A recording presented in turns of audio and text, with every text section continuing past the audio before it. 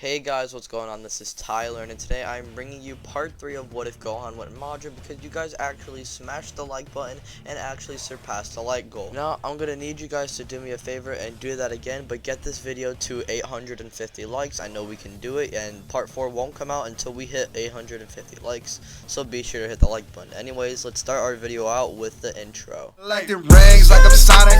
Bitches wanna party. Virus getting heavy, so I got 'em on a diet, yeah. Flex like I'm Hogan. Yo, he's coming over.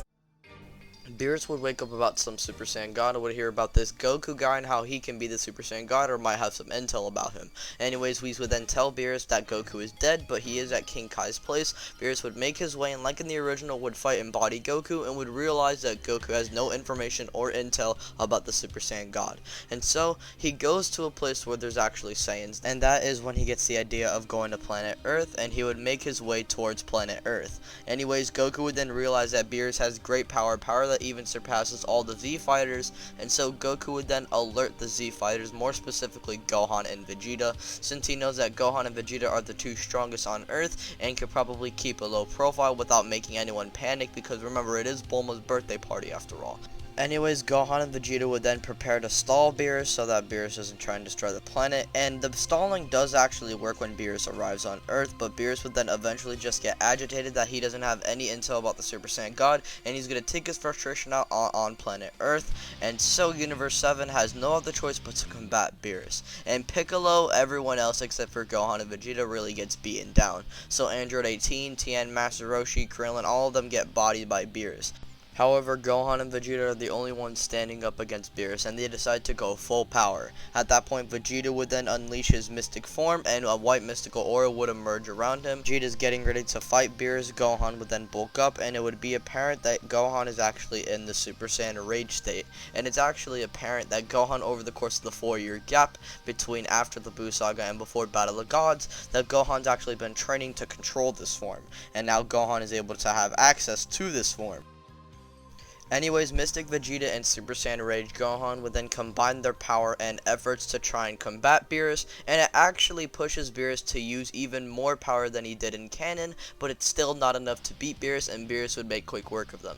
Bulma would then slap Beerus, and Beerus would then slap Bulma, and this would enrage Vegeta, and this would actually push Beerus to using even more of his power, but it's not enough, and Beerus is ready to destroy Earth. Gohan will then think about everything that he's been protecting so far and how it's all going to be thrown away because of this purple cat, and Gohan's not going to let that slide. He then powers up and rushes at Beerus and is actually swapping hands with Beerus, and this would actually push Beerus to using even more power compared to the one that Vegeta fought in canon, and this would actually overwhelm Gohan, and Gohan would then be reverted back into his base form.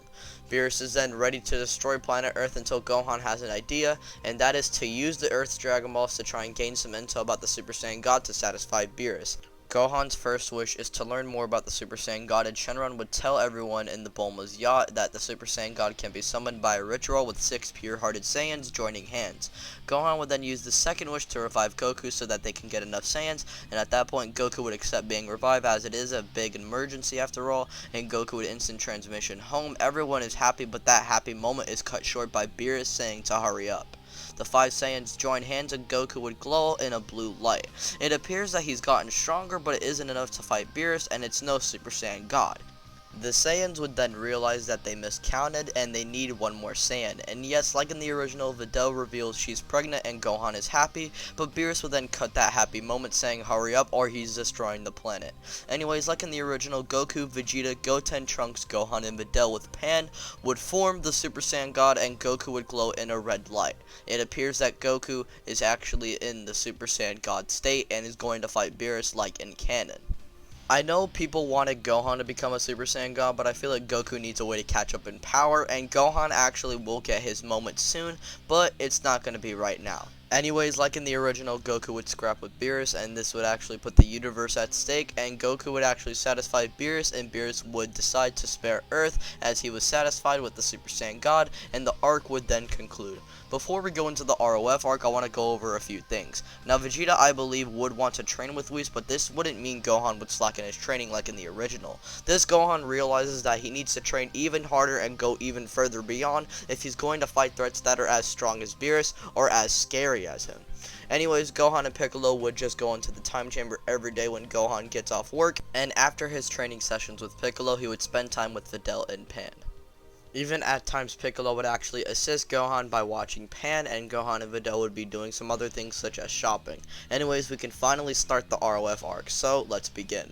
So the setup for this arc happens as per normal, with Sorbet and Tagoma reviving Frieza, and Frieza decides that he's going to train for 4 months. While this is going on, Gohan and Piccolo are still going to be training, and they would actually not notice Frieza being revived, because like in the original, Piccolo couldn't notice it, and Videl and Gohan, we can say, are in the store while this happens, so they don't see this.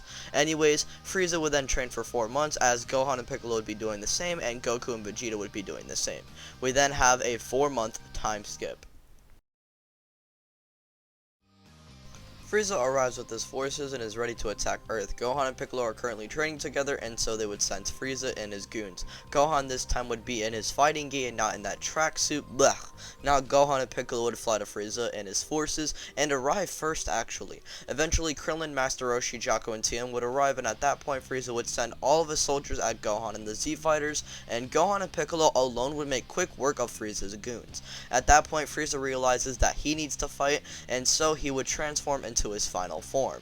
Gohan in return would power up into a Super Saiyan Rage state, and Gohan would begin to pulverize Frieza and is ready to finish him off until Frieza then transforms into his golden state.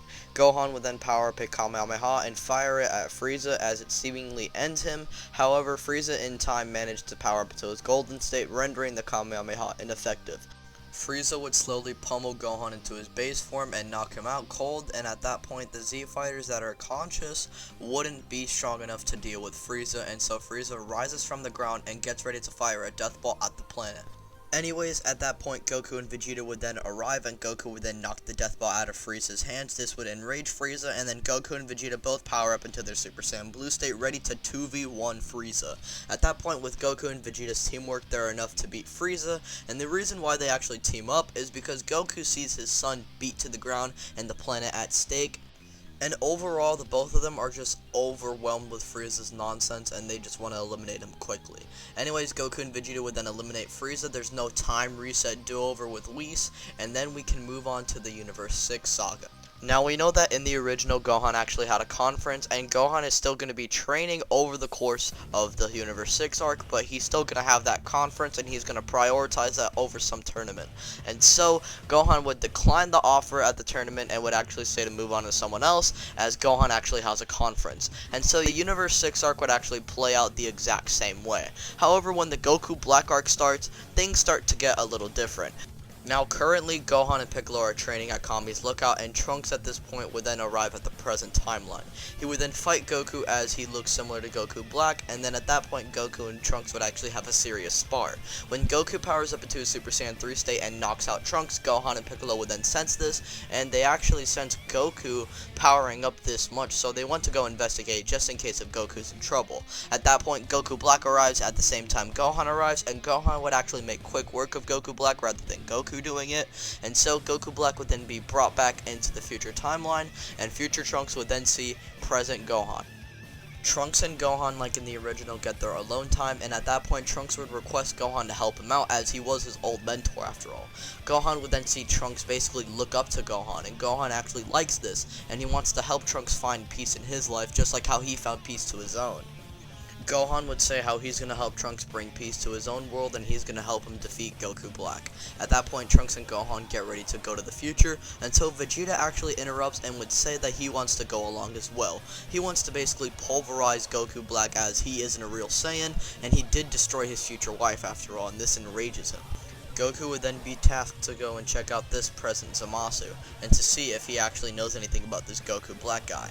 Anyways, like in the original, Beerus would actually Hakai present Zamasu, and so this would actually lead into future Zamasu and Goku Black coming into play, and Gohan, Trunks, and Vegeta would have to fight Goku Black and future Zamasu.